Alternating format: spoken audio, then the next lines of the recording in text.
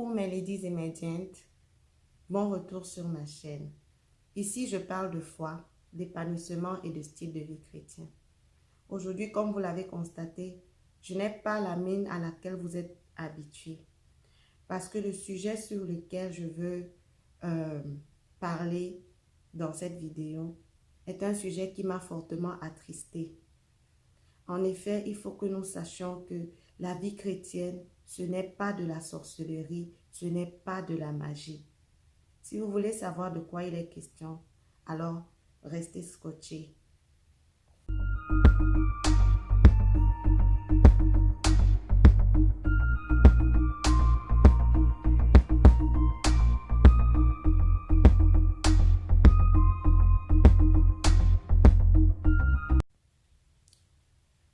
Rebonjour à vous ou bonsoir. Aujourd'hui, c'est un sujet vraiment particulier, comme je vous le disais plus tôt. Et je ne sais même pas par où commencer. Je suis vraiment très attristée. Je suis vraiment très attristée en fait. Mais en même temps, je comprends que ça fait partie des signes de la fin que Jésus-Christ avait annoncé. Et pour nous les chrétiens, cela doit être encore une occasion de nous affermir davantage, de réaliser véritablement que la parole est vraie, mais surtout de nous ranger, parce que cela prouve une fois de plus que son retour est imminent. Durant la semaine, j'ai eu à regarder une vidéo qui m'a vraiment laissé sans voix. Malheureusement, je ne pourrais pas partager ces images, mais je vais essayer de retrouver le lien où j'ai regardé cette vidéo et je le mettrai dans la barre d'infos pour que vous puissiez aussi vous-même regarder et comprendre quel est mon état d'esprit en ce moment. Mais en attendant, je vais juste vous laisser avoir quelques détails. En fait, il est question d'un pasteur. J'ai eu à regarder deux différentes vidéos. Dans la première vidéo, il était question d'un pasteur qui est en train de se laver dans un fût d'eau et des personnes prennent cette eau pour la boire. Je suis sidérée. La deuxième vidéo, c'est un pasteur. En fait, lorsque tu vois la vidéo, tu sens directement que ça, c'est du spectacle, du théâtre qu'il fait. Franchement, je me demande, ce matin encore, je demandais à Dieu, pourquoi à mes yeux, et je suppose qu'aux yeux de beaucoup de personnes, c'est tellement évident que ça ne vient pas de toi. Mais il en arrive toujours des personnes qui tombent dans ça. Et je comprends, Jésus a dit qu'ils viendront de faux prophètes qui séduiront des multitudes. Et ce type-là, vraiment, avant de rentrer dans le vif du sujet, ce monsieur avait sur lui, sur le dos, une femme bien corpulente, une femme âgée, qu'il a balancée sur des chaises. Je ne sais pas si vous avez déjà regardé cette vidéo, mais si quelqu'un parmi vous a déjà regardé cette vidéo, il peut comprendre ce que je ressens maintenant. Il a balancé cette dame sur les chaises. Je ne sais même pas quoi dire par rapport à ça. Mais pour cette vidéo, je viens vous interpeller. Je viens interpeller les uns et les autres sur quelles sont nos motivations lorsque nous nous rapprochons d'une communauté chrétienne. Quelles sont nos motivations? La vidéo précédente que j'ai faite, je vous partageais pour témoignage où à un moment donné de ma vie, j'allais à l'église, mais pas pour les bonnes motivations. Dans mon cas, c'était juste parce que c'était une tradition et que je n'avais pas envie que ma famille se dise pourquoi elle n'y va pas. Mais pour d'autres personnes, il y a tellement de mauvaises motivations qui emmène les gens à l'église? Quelles sont tes motivations lorsque tu vas à l'église? Est-ce que c'est parce que tu viens pour la communion fraternelle? Parce que c'est ça en fait ce qu'est l'église. L'église est le lieu de rassemblement de tous les enfants de Dieu, ceux qui ont reçu Christ dans leur vie, afin qu'ils puissent communier ensemble, afin qu'ils puissent se fortifier les uns les autres, s'exhorter et croître ensemble. Pour moi, l'église n'est pas un lieu de spectacle. La Bible dit dans Actes 2, 42, je vais lire, elle parle de l'église primitive. Ils persévéraient dans l'enseignement des apôtres, dans la communion fraternelle, dans la fraction du pain et dans les prières. Là, c'est Acte 2, 42. Et je vais à 46. Ils étaient chaque jour, tous ensemble, assidus au temple. Ils rompaient le pain dans les maisons et prenaient leur nourriture avec joie et simplicité de cœur, louant Dieu et trouvant grâce auprès de tout le peuple. Et le Seigneur ajoutait chaque jour à l'église ceux qui étaient sauvés. La communauté chrétienne, ce n'est pas un lieu de spectacle. C'est un lieu de communion fraternelle. On n'y vient pas pour chercher le miracle en fait. Parce que lorsque tu as reçu Christ, tu es toi-même disposé à être un auteur de miracles. Alors si vous êtes de ceux-là dont les motivations pour aller à l'église, c'est parce que tu cherches le miracle, alors il y a un problème. Je vous invite véritablement. L'église n'est qu'une petite partie de ce qu'est la vie chrétienne. Je prends juste l'exemple d'un iceberg. Lorsque tu rencontres un iceberg dans l'océan, la partie visible, ce n'est que l'infime partie de l'iceberg. Et l'iceberg, en fait, c'est tout ce qui est en bas, la profondeur, dans la profondeur. La vie chrétienne, c'est cette vie cachée-là. Qu'est-ce que tu vis quand les autres ne sont pas là? Comment tu vis ta relation avec Dieu dans ton secret, dans le secret de ta maison, dans le secret de ta vie privée? C'est ça la vie chrétienne. Le dimanche ou les jours de réunion à l'église, c'est juste pour pouvoir trouver la force auprès des autres, demander conseil, avoir quelqu'un à qui parler, recevoir des autres pour pouvoir être affermi et fortifié. Mais si tu n'as pas une relation personnelle d'abord avec le Seigneur, alors il y a un problème. Je me rappelle lorsque je suis arrivée ici aux États-Unis, j'ai fait presque une année avant d'aller à l'église. Et même jusqu'à présent, il y a des moments où je ne vais même pas à l'église, vu la situation actuelle avec Corona et tout ça. Mais je peux vous assurer que pendant tout ce temps, ma vie spirituelle a continué de croître. Pourquoi? Parce que la vie chrétienne ne se limite pas qu'à l'église.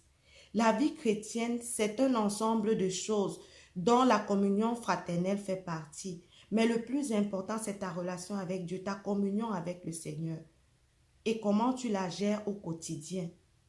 Donc, lorsque toi, tu te lèves et tu pars à l'église parce que le miracle, il y a un problème. Laisse-moi te lire ce passage de la Bible.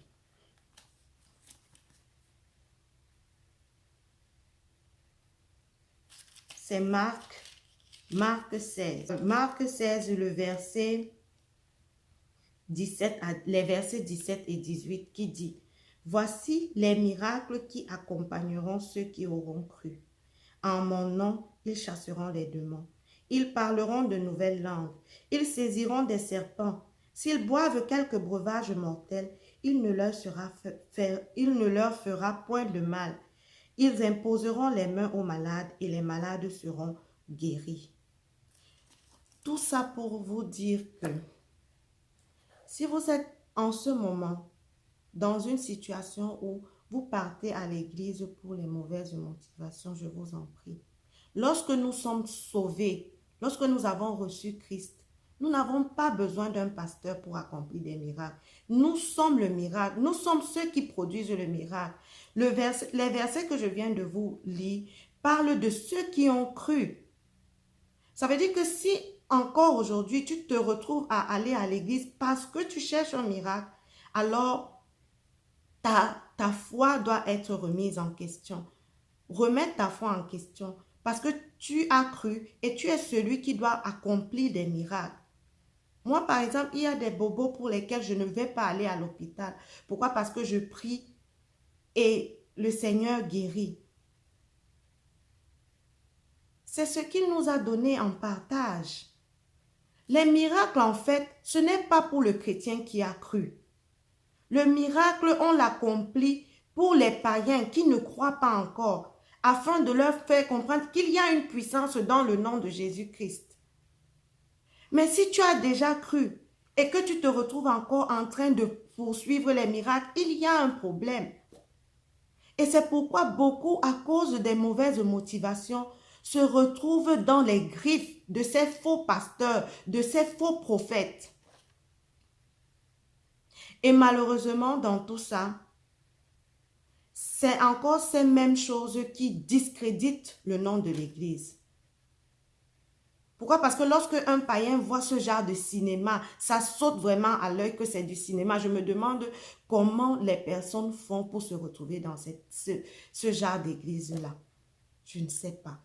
Je prie vraiment que le Seigneur fasse grâce. C'est vraiment un coup de gueule parce que j'ai été fortement attristée. À un moment donné même, je me suis mise en colère. Mais c'est quoi ça? Mais après, j'ai compris, le Seigneur avait déjà prédit ces choses. Mais je viens t'interpeller, ne sois pas de ce nombre. Ne sois pas de ce nombre. Aie les bonnes motivations. Nous partons à l'église parce que nous servons Dieu et nous voulons juste communier avec ceux qui nous sont, avec ceux qui sont comme nous. Nous n'allons pas à l'église pour les miracles. Certes, le pasteur peut prier parce que tu es malade. La Bible le dit que si quelqu'un d'entre vous est malade, qu'il se rapproche des anciens et qu'il prie pour lui en loignant d'huile. C'est normal. Mais véritablement que ce ne soit pas ça la motivation première lorsque nous allons à l'église. Parce qu'au final, lorsque nous avons cru, nous-mêmes nous sommes capables de faire ces choses. Tu as besoin d'un enfant. Tu as besoin du travail. Tu as besoin de quoi que ce soit. Ton Père céleste est dans les cieux. Il sait de quoi tu as besoin. Si tu t'occupes de son œuvre, il s'occupera de toi. Et d'ailleurs, il s'occupe même déjà de toi. Il te donne le souffle de vie. Il te donne la santé. Il te donne la force pour que tu partes chercher du travail. Il t'a donné des talents que tu peux mettre à disposition.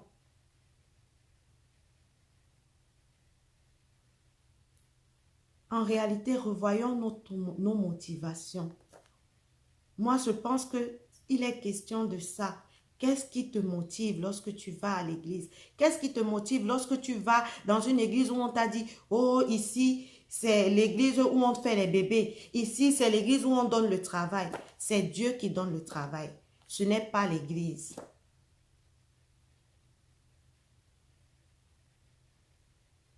C'est Dieu qui donne le travail. J'espère que vous comprendrez mon émotion. Je ne viens pas imposer quoi que ce soit à quelqu'un. Je ne viens pas vous réprimander comme si vous étiez des enfants. Mais je veux juste que nous comprenions une chose.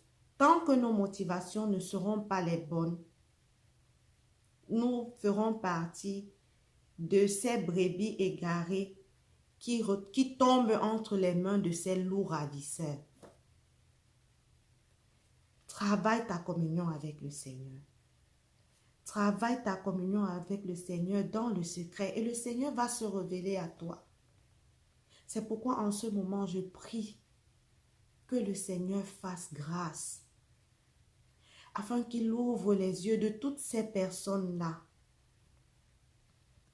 Et ça me revient encore à l'esprit une autre vidéo où j'ai vu ce pasteur qui... C'est terrible. Je le dis, la vie chrétienne, ce n'est pas de la sorcellerie. Après, quelqu'un va se lever, il va dire que je ne vais pas chez les marabouts. Mais ça, c'est du pur maraboutage. Vous vous rendez compte qu'un pasteur en pleine assemblée se permet de demander à une femme, une mère, de baisser son slip pour qu'il puisse raser sa partie pubienne. Et puis, il récupère les poils. Pardon, excusez-moi vraiment des termes.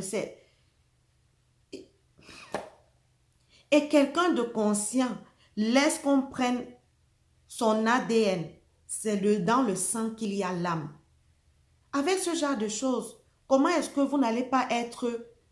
vous n'allez pas continuer à être pris dans ce genre de situation? Parce qu'un pasteur comme celui-là va récupérer tes poils pubiens et aller les féticher pour qu'ils te rendent encore fou et comment je peux dire ça?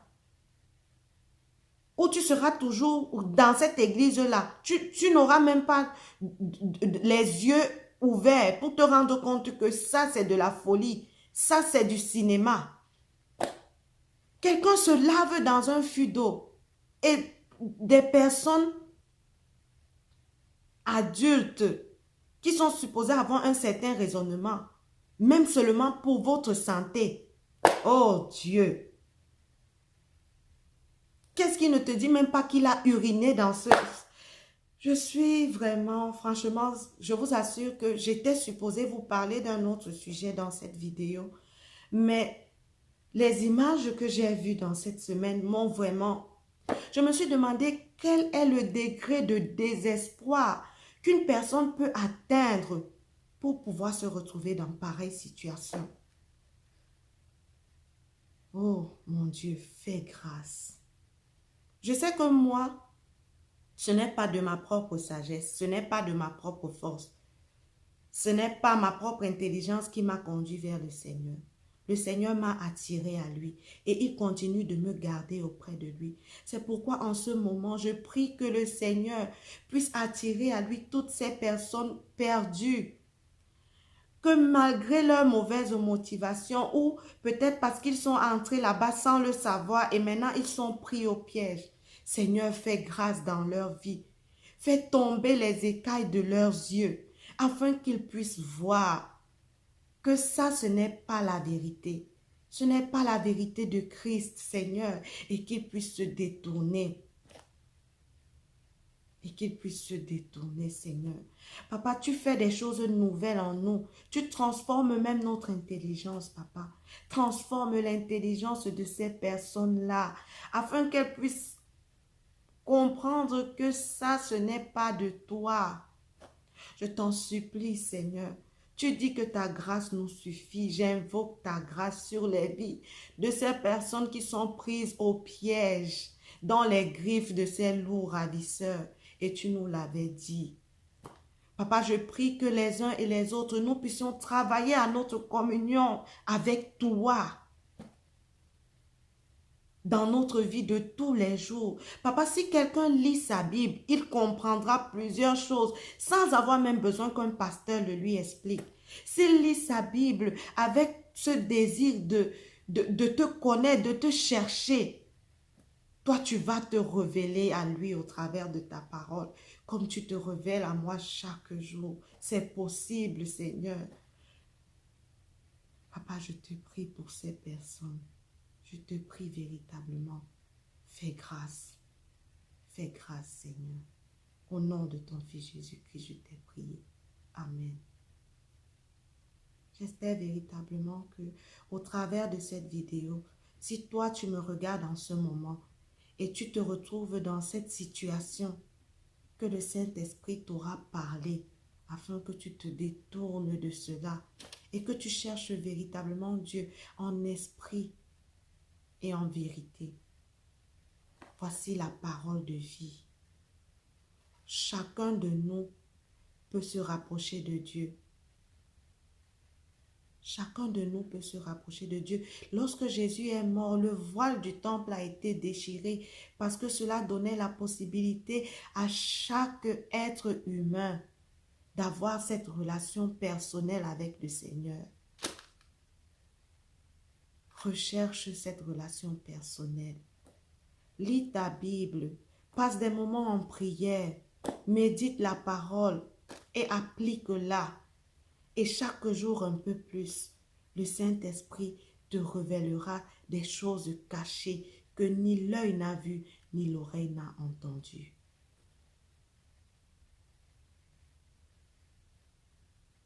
C'est ici que je vais m'arrêter, avec le cœur en peine. Mais je continuerai de prier pour ces personnes. Et je t'invite toi aussi, qui me suis, à prier pour ces personnes. Parce que nous sommes aussi des intercesseurs. Nous devons porter le fardeau des autres aussi. Prions les uns pour les autres. Prions que le Seigneur délivre ses élus qui sont pris au piège. Ne manque pas de partager la vidéo afin que d'autres personnes puissent l'entendre.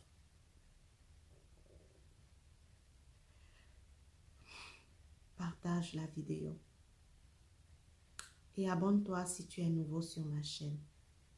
Sur ce, demeurez épanoui en Jésus-Christ.